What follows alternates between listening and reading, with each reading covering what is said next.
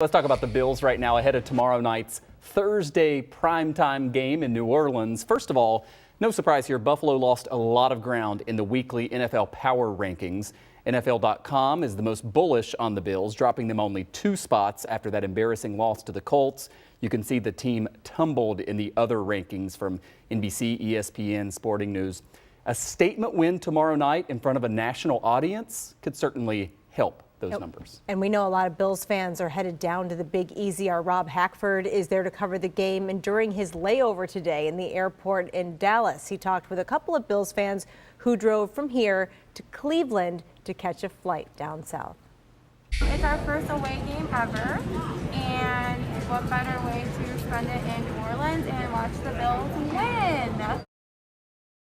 Watching them win. All right, Caitlin and Kyle are certainly not alone. This is a live look right now from EarthCam showing Bourbon Street. We've been glued to this camera all day because there are so many Bills fans checking out the French Quarter. We were told there was a Thurman Thomas jersey that walked by just seconds ago. No surprise. Yeah, and even with the holiday, I expect a lot of Western New Yorkers inside the Caesars Superdome tomorrow night for the game that you will see right here on Channel 2 and NBC. So let's bring in Vic Carucci, our Channel 2 Bills insider, to preview this matchup. We're going to jump right in, Vic, with this question. Is it time for Bills fans to panic after what they've seen the last 2 or 3 games? Because it's not just the loss to the Colts, but we also can't forget, even though we might like to, that disaster in Jacksonville. Right.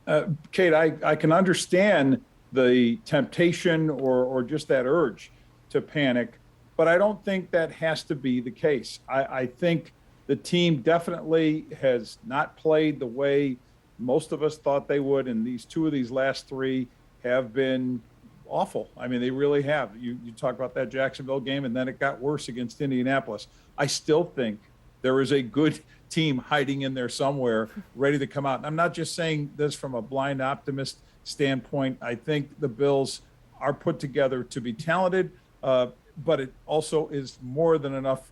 I mean, we're past that point of them saying, okay, now show it on a consistent basis. And, of course, that has to begin tomorrow night.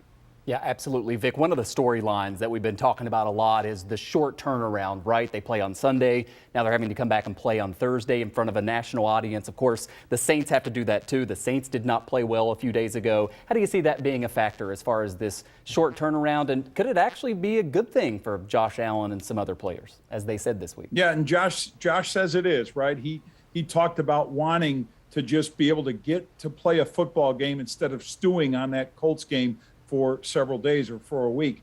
The way I look at it is, it's never an advantage to play on Thursday for either team. You don't heal as fast. Coaches don't get enough time really to practice or prepare one day, and it's sort of a semi-practice. But I think this is also a situation where you rely on your talent, your talent, your skill to go out there and those instincts and let those take over. Sean Payton is 3-0 on Thanksgiving, the head coach of the Saints. Sean McDermott is 1-0, and they won that game over Dallas in 2019. I think this favors the Bills because I believe, again, putting the teams side by side, the more talented team is Buffalo. Yeah, and looking at the other side there, the Saints are a little banged up right now. They're missing some key starters, especially on offense. So what do you think is the Bills' best path to victory against this team on the road?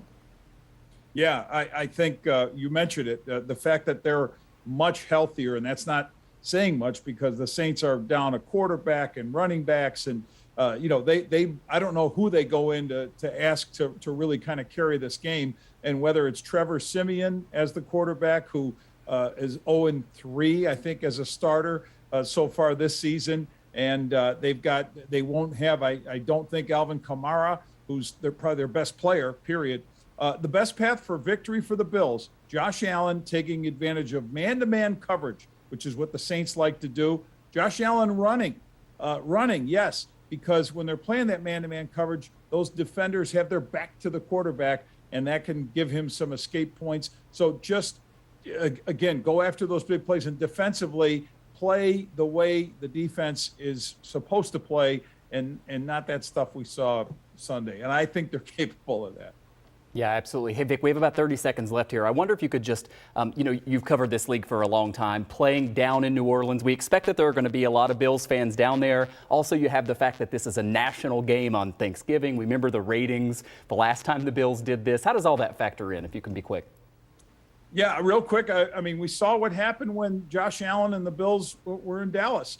They thrived on that. They actually enjoyed, I think, the whole surrounding attention that a place like Buffalo doesn't always get. So, yes, I think it actually plays to an advantage for the Bills. All right, Mr. Vic Carucci, thanks so much. You always make us feel so much better when you chat with us. We love it. Thanks, Vic. Happy Thanksgiving. I try. Vic and the team with a special edition of Sports Talk Live tomorrow at 7:30 leading up to the game. That's going to do it for the Town Hall, everybody. Thanks so much for watching. We'll see you back here on Friday. No Town Hall tomorrow.